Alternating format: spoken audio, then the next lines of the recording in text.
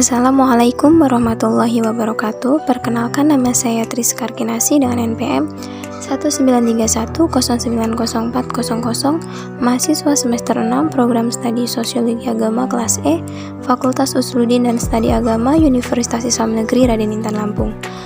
Pada video kali ini saya akan menyampaikan materi tentang pendidikan di Indonesia, model pendidikan demokratis, globalisasi, dan di masa pandemi. Untuk materi yang pertama yaitu model pendidikan demokratis. Menurut Ubaidillah dan Rozak, konsep pendidikan yang demokratis adalah pendidikan yang memberikan kesempatan yang sama kepada setiap anak untuk mendapatkan pendidikan di sekolah sesuai dengan kemampuannya. Gunawan mencoba membuat pengertian yang lebih luas tentang pendidikan yang diartikan sebagai proses memanusiakan manusia secara manusiawi yang harus disesuaikan dengan situasi dan kondisi zaman.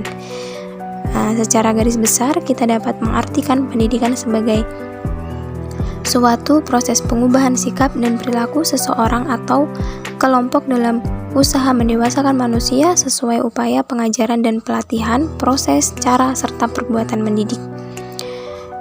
Demokrasi dan pendidikan memiliki hubungan timbal balik yang saling mendukung, karena dalam hal ini pendidikan sifatnya yang demokratis akan menempatkan anak sebagai pusat perhatian. Melalui pendidikan, maka anak akan ditempatkan sebagai manusia yang dimanusiakan. Pendidikan hanya memberikan layanan yang kondusif untuk pertumbuhan dan perkembangan anak yang optimal. Pendidikan demokrasi adalah pendidikan yang memberikan kesempatan panjang untuk setiap anak atau siswa untuk mencapai tingkat pendidikan sekolah tertinggi yang sesuai dengan kemampuan mereka masing-masing. Demokrasi pendidikan adalah pengajaran pendidikan semua anggota masyarakat mendapatkan pendidikan dan pengajaran yang adil sebagaimana amanat Undang-Undang Dasar 1945 yang mengatakan bahwa pemerintah akan mewujudkan suatu sistem pendidikan yang mencerdaskan rakyat. Peserta didik yang masuk ke dalam dunia pendidikan tidak ada perbedaan derajat atau martabat, karena pemeliharaan pendidikan dilakukan secara ruang dan tujuan mendapatkan pengetahuan dan pendidikan. Pendidik harus mengajari siswa-siswi dari kalangan keluarga yang tidak mampu bersama-sama atas dasar memberikan kesempatan pembelajaran yang sama untuk semua siswa. Jadi pendidik harus mampu memberikan kesempatan yang sama kepada semua siswa yang kurang aspiratif dalam belajar dengan memberikan latihan atau remedial secara khusus. Sementara bagi siswa yang pintar diberikan tambahan mengajar yang belum dipelajarinya. Proses pembelajaran harus dilandasi oleh nilai-nilai demokrasi, yaitu dengan penghargaan terhadap kemampuan peserta didik, menerapkan persamaan kesempatan dan memperhatikan keragaman peserta didik.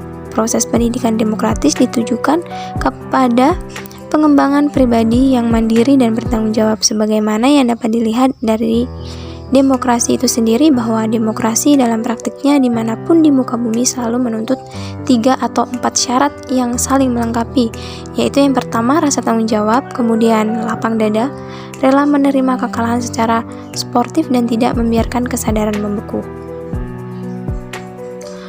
Jadi pendidikan hendaknya memposisikan peserta didiknya sebagai seseorang yang patut untuk diapresiasi karena kemampuannya dan diberikan kesempatan untuk mengembangkan kemampuan yang ia miliki. Oleh karena itu, dalam proses pembelajaran harus menghindari lingkungan belajar yang kaku, penuh ketegangan, kondisi dengan perintah dan instruksi yang membuat siswa menjadi pasif dan tidak bergairah, cepat bosan, dan mudah kelelahan. Kemudian materi yang selanjutnya yaitu globalisasi pendidikan. Globalisasi adalah kecenderungan umum terintegrasinya kehidupan masyarakat domestik lokal ke dalam komunitas global di berbagai bidang. Cohen dan Kennedy berpendapat bahwa globalisasi adalah seperangkat transformasi yang saling memperkuat dunia yang meliputi perubahan konsep ruang dan waktu, ketergantungan pasar dan produksi ekonomi di negara-negara yang berbeda, peningkatan interaksi kultural, meningkatnya masalah bersama dalam bidang ekonomi, lingkungan, dan permasalahan lazim lainnya. Menurut Giddens, Kaitan antara globalisasi dan pendidikan terletak pada lahirnya masyarakat baru yang merupakan anak biologis dari proses globalisasi. Karena globalisasi, ilmu pengetahuan berkembang pesat yang menjadi dasar globalisasi ekonomi dan politik di dunia ini. Untuk itu, pendidikan sangat penting dalam mewujudkan masyarakat masa depan yang berbasis ilmu pengetahuan. Melalui pendidikan akan terjadi proses transmisi dan pengembangan ilmu pengetahuan.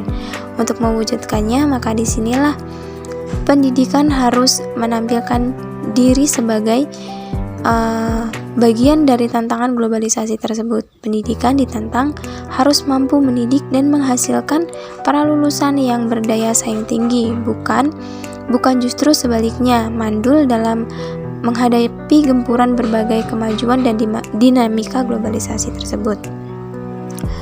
Menurut Khairuddin Kurniawan, kehadiran globalisasi telah menjadi beberapa tantangan besar bagi dunia pendidikan di Indonesia, yaitu antara lain yang pertama tentang tantangan peningkatan nilai tambah, yaitu bagaimana meningkatkan produktivitas kerja nasional serta pertumbuhan dan pemerataan ekonomi sebagai upaya menjaga dan meningkatkan pembangunan berkelanjutan.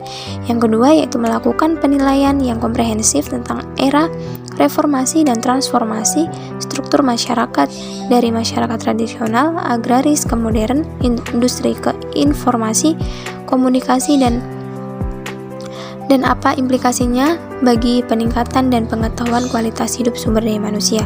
Yang ketiga yaitu tentang tantangan dalam persaingan global yang semakin ketat, yaitu peningkatan daya saing bangsa dalam menghasilkan karya kreatif yang berkualitas sebagai hasil pemikiran, penemuan, dan penguasaan ilmu pengetahuan, teknologi, dan seni. Yang keempat yaitu munculnya invasi dan kolonialisme baru dibandingkan pengetahuan dan teknologi yang menggantikan invasi dan kolonialisme di bidang politik dan ekonomi. Adapun dampak yang ditimbulkan dari globalisasi pada bidang pendidikan itu sendiri, yaitu adapun dampak positifnya, yang pertama yaitu sistem belajar mengajar yang tidak selalu tatap muka. Dalam sistem pembelajaran ini tidak mengharuskan peserta didik untuk saling bertatap muka.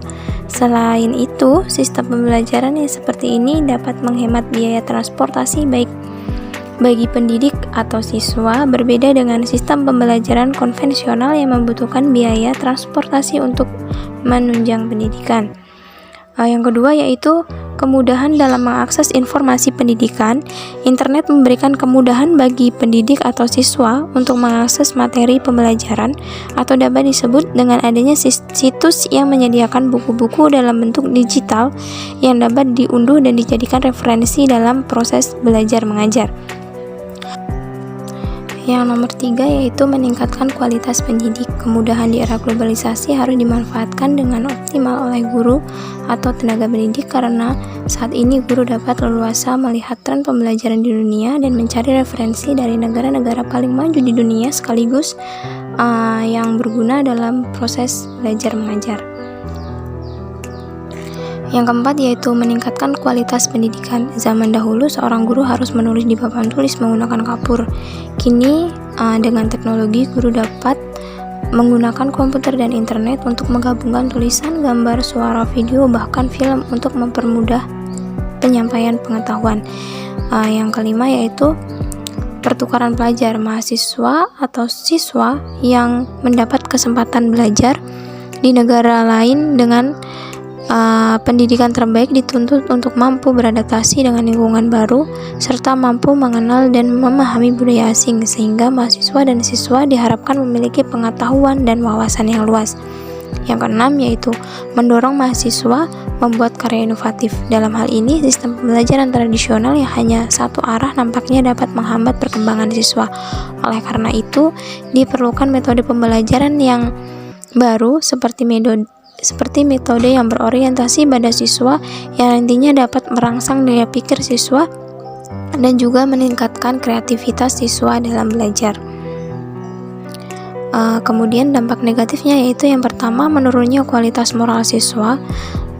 Informasi yang terdapat di internet dapat diakses secara bebas dengan rentan mempengaruhi moral siswa, misalnya situs-situs yang berbau pornografi serta adanya foto dan video yang tidak senonoh yang sangat mudah diakses dan marak di media sosial tanpa adanya filterisasi. Adanya konten yang kurang baik dapat mempengaruhi perilaku siswa baik secara langsung maupun tidak langsung.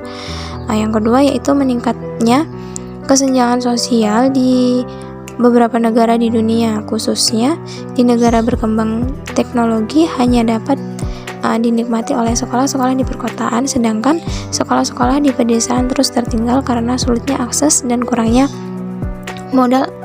Akibatnya kesenjangan sosial di bidang pendidikan tidak bisa lagi dibendung.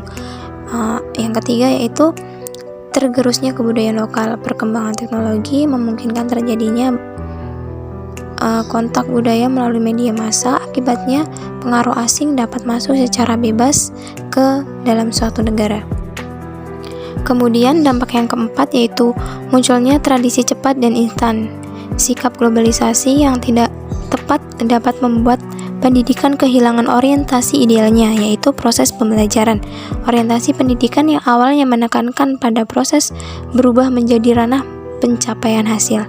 Kemudian dampak yang selanjutnya yaitu komersialisasi pendidikan. Komersialisasi dalam dunia pendidikan terjadi ketika suatu lembaga pendidikan menetapkan biaya pendidikan yang tidak sebanding dengan pelayanan pendidikan, sehingga lembaga tersebut hanya mengutamakan keuntungan yang diperoleh. Materi yang selanjutnya yaitu masalah pendidikan di masa pandemi dan prospeknya. Tantangan yang sedang dihadapi oleh pendidikan di Indonesia akibat dari adanya pandemi COVID-19 yaitu yang pertama, learning loss. Learning loss yang dapat diartikan sebagai penurunan kompetisi siswa sangat mungkin terjadi pada masa pembelajaran yang harus dilaksanakan dari rumah. Walaupun terkadang tugas yang diberikan cukup banyak, namun harus dipastikan apakah nilai yang dicapai benar-benar mencerminkan kompetisi siswa. Yang kedua yaitu penggunaan teknologi. Masalah teknologi juga termasuk masalah ekonomi. Banyak siswa yang berada di daerah terpencil tidak dapat mengakses pembelajaran online karena tidak memiliki perangkat seperti laptop atau ponsel. Banyak juga yang mengeluhkan tingginya kuota yang dibutuhkan untuk mengoperasikan teknologi pembelajaran. Kemudian yang selanjutnya, kegiatan proses pembelajaran mengalami perubahan yang cukup besar dan harus beradaptasi dengan cepat. Penyelenggaraan pendidikan harus bergantung pada koneksi internet. Guru mengalami kesulitan dalam mengajar dan harus menyesuaikan dengan penguasaan teknologi. Kemudian terkendala biaya internet yang cukup besar. Tidak semua siswa memiliki smartphone dan komputer yang terkoneksi dengan internet.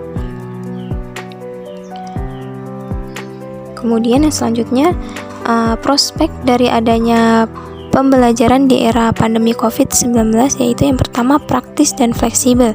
Dengan pembelajaran online ini, interaksi antara guru dan siswa akan lebih praktis karena tidak harus bepergian untuk bertemu. Selain itu, tidak ada ruang kelas sebagai tempat belajar formal. Proses belajar mengajar dapat berlangsung di mana saja asalkan kondusif dan dapat membuat untuk fokus. Yang kedua yaitu pendekatan yang cocok dalam pembelajaran online menggunakan pendekatan teknologi yang lebih cocok untuk pembelajaran masa kini daripada metode pembelajaran konservatif di dalam kelas. Kemudian yang ketiga yaitu pembelajaran yang menyenangkan, yaitu pembelajaran online yang terus merilis item pembelajaran di kelas seperti guru dengan spidol dan papan tulis. Siswa dapat mendapatkan pengajaran yang lebih menarik dengan berbagai format media, baik itu foto, video maupun audio. Kemudian yang selanjutnya, yang keempat yaitu lebih personal. Guru akan segera langsung memberikan materi pembelajaran dan siswa akan dapat secara langsung bertanya dan mendiskusikannya. Dengan cara ini, pembelajaran secara online bisa dikatakan lebih personal karena baik guru dan siswa benar-benar melakukan interaksi dua arah dalam satu waktu. Kemudian yang kelima yaitu menghemat waktu dan uang. Salah satu manfaat lain dari pembelajaran online adalah memangkas semua pengeluaran tersebut sehingga siswa dan guru hanya perlu berhubung ke layar dan koneksi internet. Kemudian yang keenam, mudah didokumentasikan menggunakan media yang memungkinkan siswa untuk merekam dan menyimpan materi yang diberikan dalam bentuk digital sehingga dapat dengan mudah diakses dan dipelajari kembali di kemudian hari. Kemudian yang selanjutnya, ramah lingkungan dengan berkurangnya mobilitas secara tidak langsung telah mengurangi polusi yang ditimbulkan oleh kendaraan bermotor. Selain itu, pembelajaran online tidak memerlukan kertas baik untuk memberikan materi, soal maupun pengumpulan data. Hal ini tentu berdampak positif bagi lingkungan karena mengurangi konsumsi kertas yang dibuat dengan merusak lingkungan dan mengurangi limbah yang dihasilkan dari penggunaannya. Sekian materi yang bisa saya sampaikan. Saya akhiri. Wassalamualaikum warahmatullahi wabarakatuh.